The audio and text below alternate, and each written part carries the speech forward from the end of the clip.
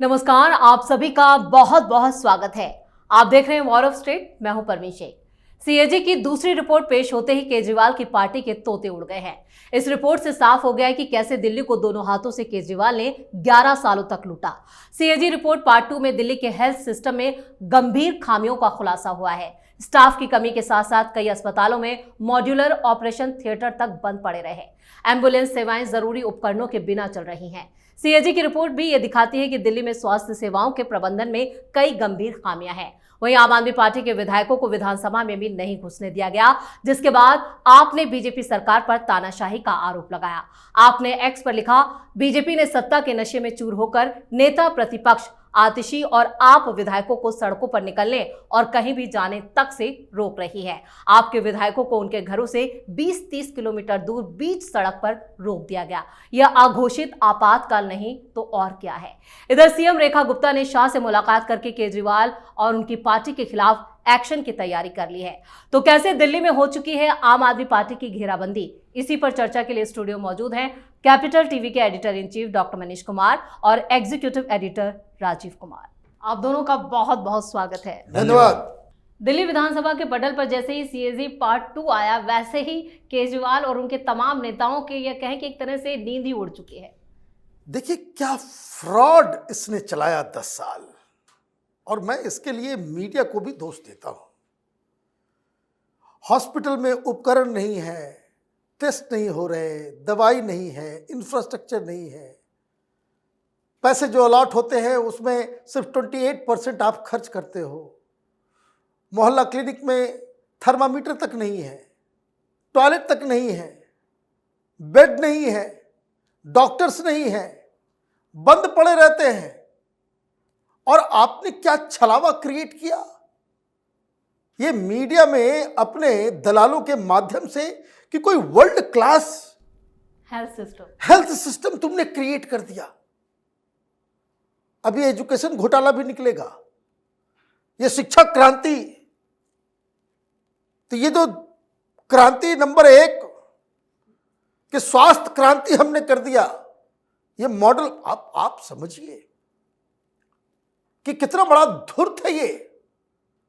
किस वजह से ये सीएजी की रिपोर्ट 4-5 साल से नहीं दिखा रहा था, ये तो अब क्लियर हो गया। ये तो क्लियर हो गया, तो अब तो इसका जवाब देना पड़ेगा। ऊपर से हेल्थ मिनिस्टर पंकज सिंह ने कहा कि 700 करोड़ रुपए का घोटाला अलग से किया है इसने। इंफ्रास्ट्रक्चर हॉस्पिटल में जो बनाने उनाने का जो इसने काम किया उस पर भी जांच होगी। मतलब एक चैप्टर बंद होता नहीं है, दूसरा चैप्टर खुल जाता है। सवाल क्या है, इंपॉर्टेंट जो मार्क करने वाली बात है, अभी भी मैं देख रहा हूं बहुत सारे पत्रकार और ये और वो डिफेंड करने में लगे हुए। मोदी की घृणा में ये लोग इतने अंधे हो गए कि आंख के सामने सबूत, आंख के सामने रिपोर्ट, और फिर भी डिफेंड किए जा रहे हैं बस इसलिए कि भाई बीजेपी का विरोध करना है।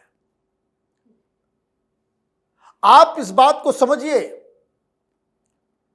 कि सीएजी की रिपोर्ट 200 पेजेस थी, 301 रिपोर्ट, और उसमें ये लोग इतने शातिर हैं कि अगर 2 लाइनें भी इनके फेवर में लिखी गई होती, उसी को ये न्यूज बना दिए होते। बिल्कुल कि देखिए क्या लिखा हुआ है। जैसे कैसे सुप्रीम कोर्ट ने मनीष सिसोदिया को बेल नहीं दिया। मनीष सिसोदिया को कहा कि you are the architect of the excise scam.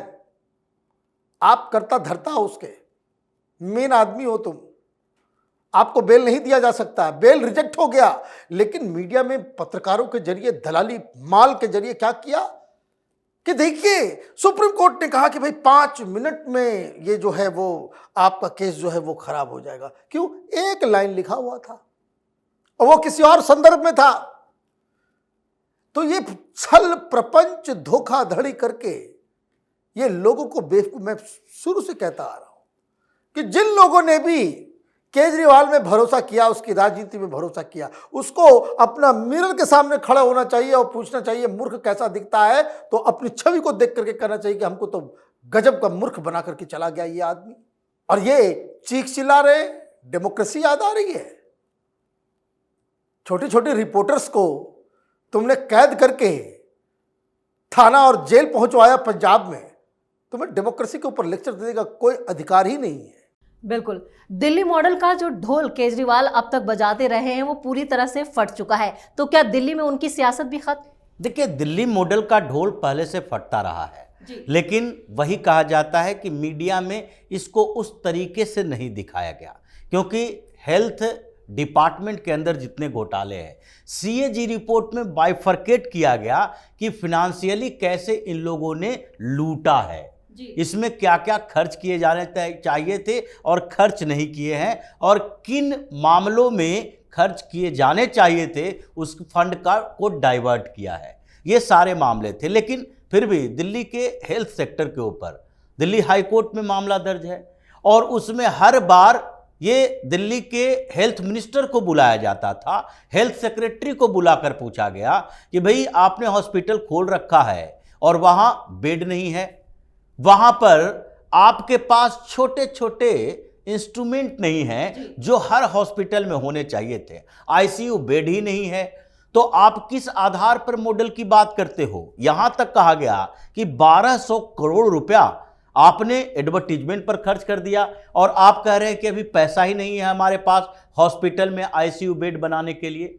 Covid के दौरान हॉस्पिटल का घोटाला ये मनोज तिवारी ने सामने लाया था, और उस समय से उसके ऊपर एसीबी की जांच चल रही है, अलग अलग जांच चल रही है, लेकिन ये सीएजी की रिपोर्ट एक एक मामले में पूरी तरह से क्लियर, जो कहा सकते हैं कि क्रिस्टल क्लियर कर दिया है कि नहीं, इन मामलों में ऐसे इतने फंड आ रहे थे और केजरीवाल ने उस फंड का इस्तेमाल नहीं किया। पैसे थे लेकिन पैसे का इस्तेमाल नहीं किया गया।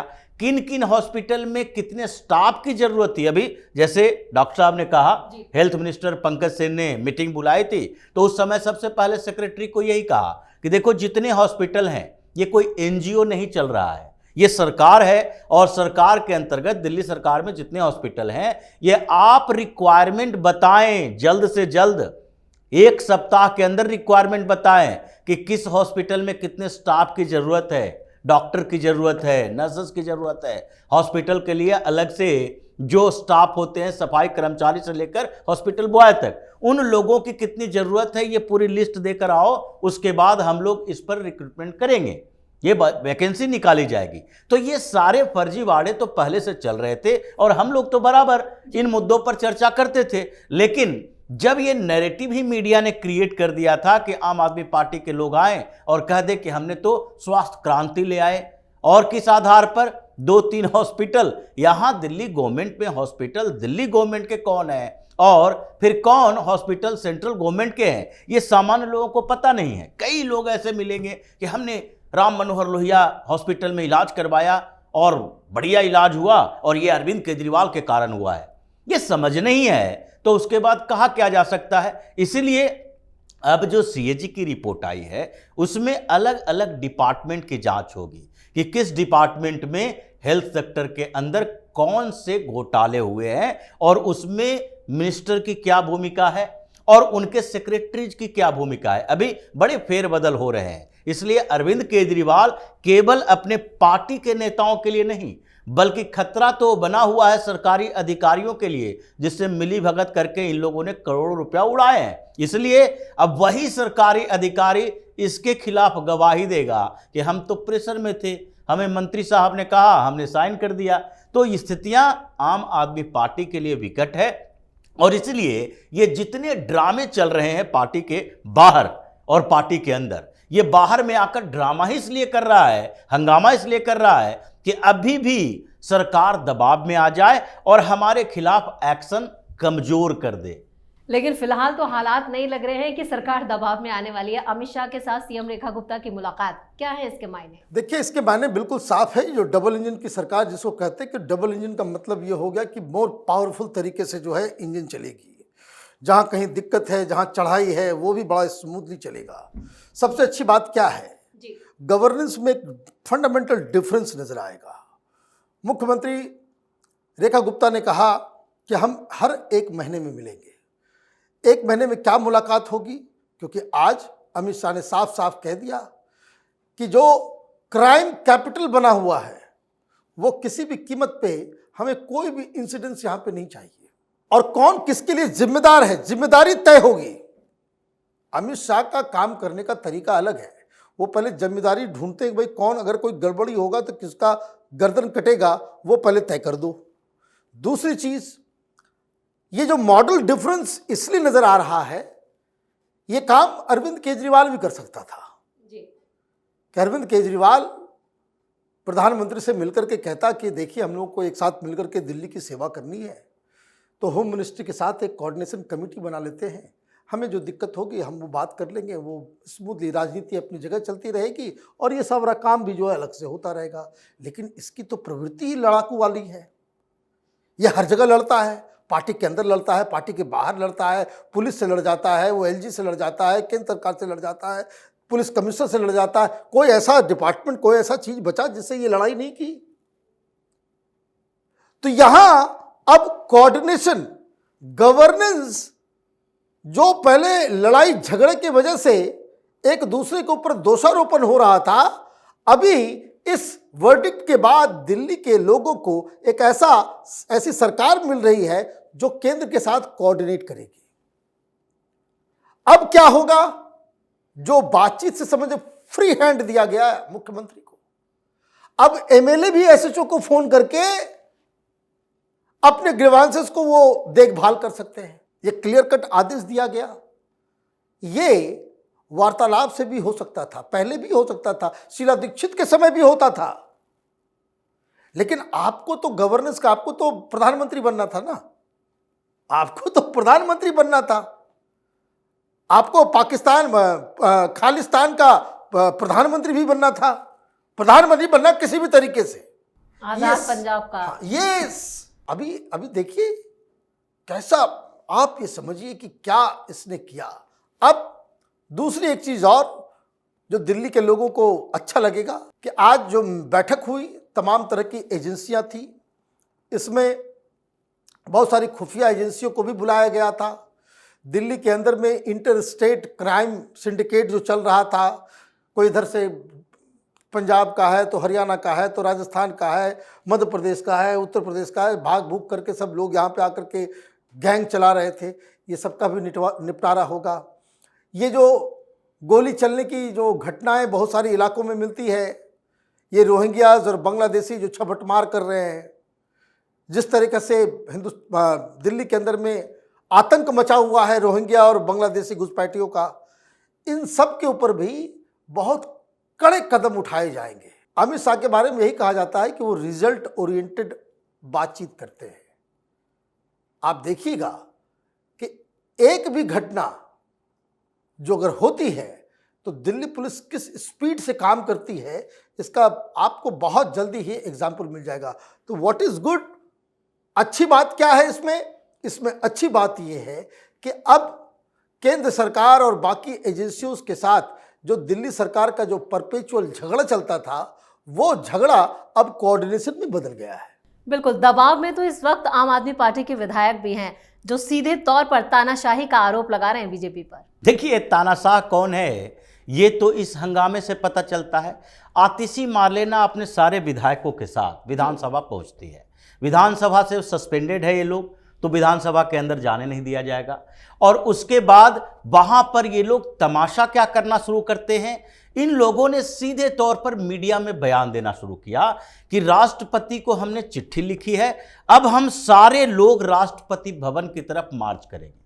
अब आप राष्ट्रपति भवन का घेराव करोगे तो प्रोटोकॉल तो पुलिस के पास भी है जी। उन लोगों ने इनका घेराव कर लिया और ये बहस कर रही है आतिशी मार्लेना, कह रही है नहीं आपने संविधान पढ़ा है, आप लोगों ने परीक्षा एग्जाम दिया है तो उस समय संविधान नहीं पढ़े हो। एक लेडी ऑफिसर जो है सामने में पढ़ गई और उसके बाद पूरी हेकड़ी और इनकी अकड़ ढीली कर दी। सीधे बोली कि आपने क्या बोला मीडिया में, आपने मीडिया में बोला कि हम राष्ट्रपति भवन की तरफ जाएंगे।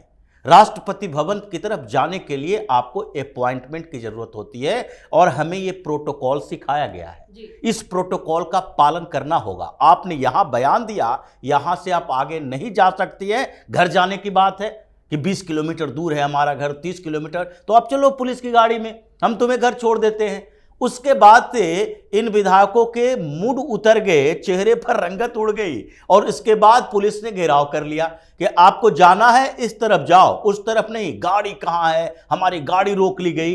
इन सब का जो इलाज हुआ है वही इलाज होना चाहिए। ये गुंडागर्दी, इमरजेंसी की बात कर रहे हैं आम आदमी पार्टी के लोग। आम आदमी पार्टी वाले इमरजेंसी या गुंडागर्दी की बात करने से पहले कुछ समय पहले के अपने विधानसभा के कारनामे के देख लें कि कैसे सस्पेंड किया जाता था, कैसे बाहर फेंका जाता था। भारतीय जनता पार्टी के 8 ही विधायक थे, उससे पहले तो 3 ही विधायक थे और इन लोगों ने पूरे विधानसभा को हाईजैक कर लिया था। कानून की धज्जियां उड़ाने की बात करते हैं, क्योंकि कानून की धज्जियां तो इन लोगों ने उड़ाई है। संविधान के नियमों का सबसे ज्यादा दुरुपयोग, छोटे से भी क्लू मिल गया, जैसा डॉक्टर साहब ने अभी कहा, एक लाइन मिल गया सुप्रीम कोर्ट में तो इन लोगों ने हंगामा करना शुरू कर दिया, 5 मिनट में केस खत्म हो जाएगा, एक लाइन से। उसी तरह एक लाइन मिल गया कि विधानसभा का सत्र 17 साल नहीं करना है, स्थगित कर दो, उसके बाद स्पीकर का पावर रहता है, एलजी को बुलाने की जरूरत नहीं पड़ेगी। ये लगातार ऐसे ही चलाता रहा, तो इन लोगों की ऐसे ही कारगुजारी रही है और आगे भी ऐसे ही रहेगी। लेकिन तो जहां तक कोऑर्डिनेशन की बात है, जैसा डॉक्टर साहब कह रहे थे कि केंद्र और राज्य के बीच कोऑर्डिनेशन होना चाहिए,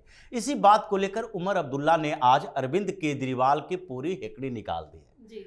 उमर अब्दुल्ला ने जो बात कही कि हमें बीजेपी से ही स्टेटहुड लेना है, बीजेपी के साथ सरकार है भाई केंद्र में, हम यूनियन टेरिटरी हैं, अगर हम बीजेपी से ही लड़ते रहेंगे तो फिर हमें स्टेटहुड भी ना मिलेगी और केजरीवाल वाली दुर्गति हो जाएगी। अरविंद केजरीवाल की तरह हम केंद्र से लड़ते हुए नहीं रह सकते, उनके साथ कोऑर्डिनेशन के साथ हम अपने स्टेट का विकास कर सकते हैं। ये बात है कि अगर आतिशी मार्लेना जब मुख्यमंत्री बनी या अरविंद केजरीवाल जब मुख्यमंत्री था, ये बार बार लॉ एंड ऑर्डर के लिए क्राइम कैपिटल कहा करता था। भारतीय जनता पार्टी की तरफ से कहा गया कि दिल्ली पुलिस केंद्र सरकार के पास है, लेकिन ये कहीं रिस्ट्रिक्शन नहीं है कि दिल्ली पुलिस कमिश्नर के साथ चीफ मिनिस्टर की मुलाकात नहीं हो सकती, आप रिक्वेस्ट नहीं कर सकते, आप अलग अलग कमिश्नर के साथ मुलाकात नहीं कर सकते, आप गृह मंत्री से जाकर मुलाकात नहीं कर सकते, कोऑर्डिनेशन कमेटी नहीं बना सकते। तो ये इन लोगों की स्थिति थी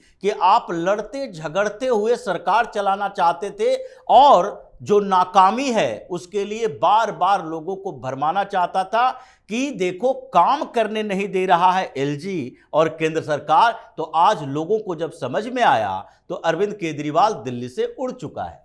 चलिए, इस तमाम जानकारी के लिए और सटीक विश्लेषण के लिए आप दोनों का बहुत बहुत धन्यवाद। दिल्ली की स्वास्थ्य सेवाओं को लेकर सीएजी की रिपोर्ट में कई चौंकाने वाले खुलासे हुए हैं। रिपोर्ट के अनुसार कोविड-19 से निपटने के लिए केंद्र सरकार से मिले 787.91 करोड़ रुपए में से सिर्फ 582.84 करोड़ रुपए ही खर्च किए गए, जबकि बाकी रकम बिना इस्तेमाल के रह गई, जिसके चलते कोरोना संकट के दौरान जरूरी सुविधाओं की भी भारी कमी रही। वहीं आम आदमी पार्टी ने दिल्ली को जमकर लूटा, जिसकी वजह से आप नेता अब मुंह छिपाकर भागते हुए नजर आ रहे हैं। इस खास शो में इतना ही। वीडियो कैसा लगा कमेंट करके अपनी राय जरूर दें, वीडियो को लाइक करें, शेयर करें और कैपिटल टीवी को सब्सक्राइब जरूर करें। धन्यवाद।